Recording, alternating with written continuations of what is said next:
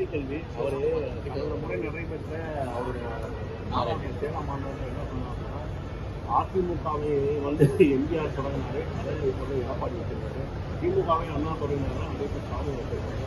எந்த ஒரு பின்புறமும் என்ன மாதிரி தனிச்சு கட்சி ஆரம்பிச்சு 1% வாக்கு வாங்குறது அது என்னுடைய வசனம். அதை தம்பி எடுத்து பேசுறாருல, அது அவர் பேசுறதுக்கு என்ன இருக்கு? எப்படி அதை பேசுறாரு? எப்படி பேசுறாரு? அண்ணா ஆரம்பிச்சாரு, அந்த கட்சி இப்ப வேற ஆள்கிட்ட இருக்குது. அது எதுக்கு நீங்க அண்ணாவை எடுத்துட்டு வரீங்க? அவர் ஆரம்பிச்ச கட்சியை ஒழிக்கணும்ன்றீங்க. எம்ஜிஆர் ஆரம்பிச்ச கட்சி ஊழல் கட்சிங்கிறீங்க. அப்ப எம்ஜிஆர் ஆரம்பிச்ச கட்சி ஊழல் கட்சின்னா எம்ஜிஆர் யாரு? நான் கேட்கறதுக்கு பதில் சொல்லுங்க. எதுக்கு அவரை தூக்கிட்டு வரீங்க? நான் தனிச்சு நின்று உங்களுக்காவது ஒரு திரை பொன்புல இருக்கு தம்பி. நீங்க ஒரு ரசிகரை சந்திச்சு ரசிகர் மன்றத்தை தொண்டர்களாக்கி கூடி நிக்கிறீங்க. நான் அப்படி இல்ல.